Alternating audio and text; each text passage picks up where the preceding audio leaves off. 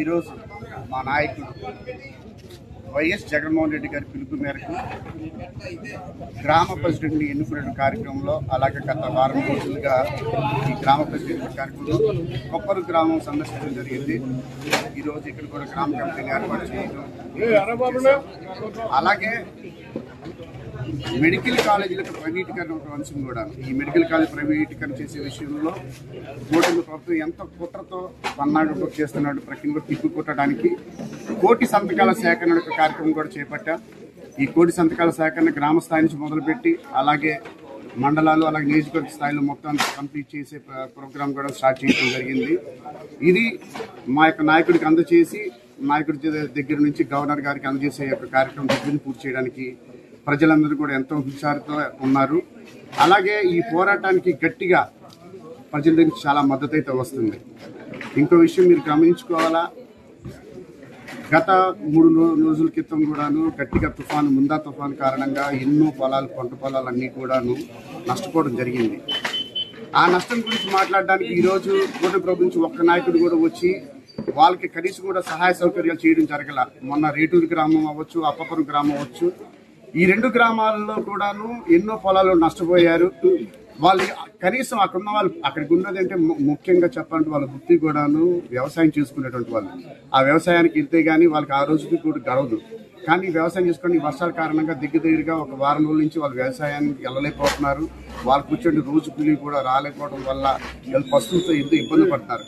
వాళ్ళని పట్టించుకోవడానికి కనీసం కూటమి ప్రభుత్వం ఎవరు కూడా ముందుకు రాకపోగా మళ్ళీ వాళ్ళు అనేటువంటి మాట ఏమిటంటే, మీరు పిల్లర్లు పడిపోయినా, ఇల్లులు పడిపోయినా, ఇల్లులు పడిపోతేనే మేము ఏదైనా మీకు సాయం చేస్తాము అనేటువంటి వ్యంగ్యంగా ఎంఆర్ఓ అంటే బాధ్యత గల ఎంఆర్ఓ ఆ మాట మాట్లాడడం ఎంతో ఈ సభ్య సమానికి సిగ్గుచేటు కనిపిస్తుంది నిజంగా. అంటే అది కూడా ఎవరి ముందు మాట్లాడారు, ఈ యొక్క నియోజకవర్గం ఎమ్మెల్యే బోర్ల రామయ్య గారి ముందు మాట్లాడడం, ఆయన దాన్ని ఖండించుకోవడం కూడా మనందరం గమనించాలి. ఇప్పటి వరకు కూడాను రేటూరు గ్రామంలో కానీ అప్పాపురం గ్రామంలో కానీ ఎవరు కూడా వచ్చి వాళ్ళ సహాయ సహకారాలు అందించింది లేదు. ఇది విషయం పక్కన పెడితే మొన్న కాశీపొక్కులో మీరు అందరూ చూసే ఉంటారు. అసలు చంద్రబాబు నాయుడు గారు అనేటువంటి వ్యక్తి ఆయన ఇప్పుడు గద్దెక్కినా కానీ ఏదో ఒక విస్ఫోటం జరగాల్సిందే.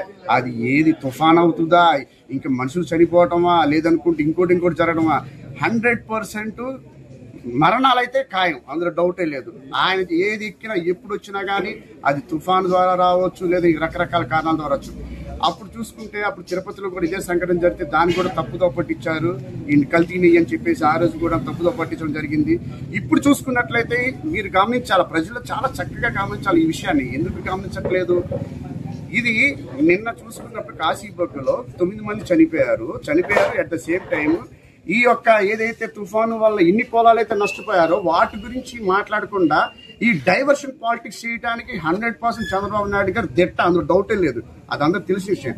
అది చేయకపోగా ఈ రోజు పాపం అన్యం పుణ్యం తెలిగినటువంటి జోగి రమేష్ గారిని ఈ యొక్క నకిలీ మందు కేసులో ఆయన్ని బంధించడం, ఆయన నిర్బంధించి ఆయనకి మళ్ళీ దాన్ని లోపల పెట్టి ఆయన ఇబ్బంది పెట్టాలని ఎంత దుర్మార్గం అంటే, ఎవరో జనార్దన్ అనేటువంటి వ్యక్తి ఆయన నకిలీ మద్యం తయారు చేస్తే ఇప్పుడు ఎవరైతే ఒక ఎమ్మెల్యే క్యాండిడేట్ ఉన్నారో ఆయన కూడాను దీనికి అందులో పంచుకున్నట్లయితే మీరు చెప్పండి. ఇప్పుడు ఈ నకిలీ మద్యం కేసులో జనార్దన్ రావు గారు అనే వ్యక్తి ఆ ఎమ్మెల్యే ఇద్దరు క్లాస్మేట్స్ కాదా, వాళ్ళిద్దరు స్నేహితులు కాదా? చెప్పమనండి చూద్దాం. మీరు కావాలనుకుంటే తీయండి, హిస్టరీ తీయండి, వాళ్ళిద్దరు క్లాస్మేట్స్ కాదా అని చెప్పమనండి.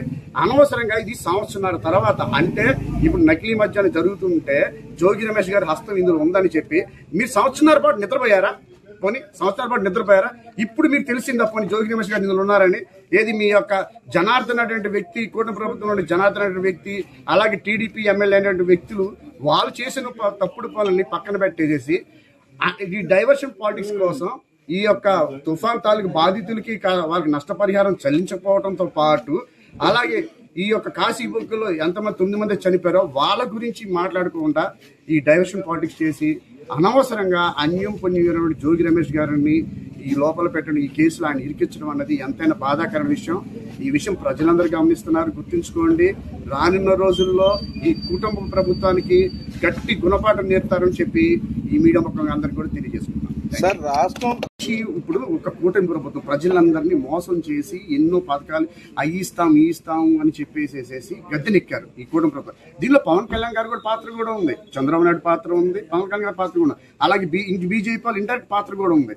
అసలు వీరు వచ్చిన తర్వాత ప్రజలు మిమ్మల్ని ఎందుకు ఎన్నుకున్నారు? అరే మా బతుకులు బాగుపడితే మాకు అనుకుంటే మాకు మంచి చేస్తాను వచ్చారు, రైతులకు మంచి చేస్తాను వచ్చారు, మాకు ఇంకా బాగుంటుంది మా జీవితాలు, ఈ ప్రభుత్వం కంటే ఈ ప్రభుత్వం బాగుంటుందని చెప్పి ప్రజలందరూ ఓటేసి గెలిపించారు.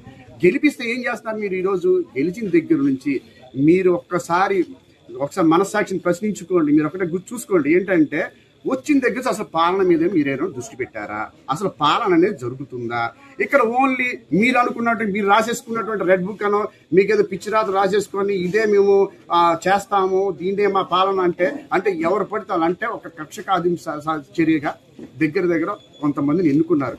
అప్పుడు ఉన్నట్టు ప్రభుత్వంలో ఇంతమంది ఎన్నుకొని అందరిని ఎట్టి పరిస్థితుల్లో లోపల పెట్టాలా, వాళ్ళని ఏదో ఒక కేసు పెట్టి ఇరికిచ్చి లోపలేయాలా అనేటువంటి ఒక సైకో మెంటాలిటీ. ఇది ఏంటంటే నువ్వు పాలన చేయండి బాబు చెప్పేసి మిమ్మల్ని గద్దెనెక్కిస్తే అది వదిలిపెట్టేసి కక్షపూరితమైనటువంటి యొక్క పాలన చేయటం అనేది ఎంతవరకు ఆరోగ్యకరమైనటువంటి విషయం అన్నది మనం అందరం గ్రహించుకోవాలి.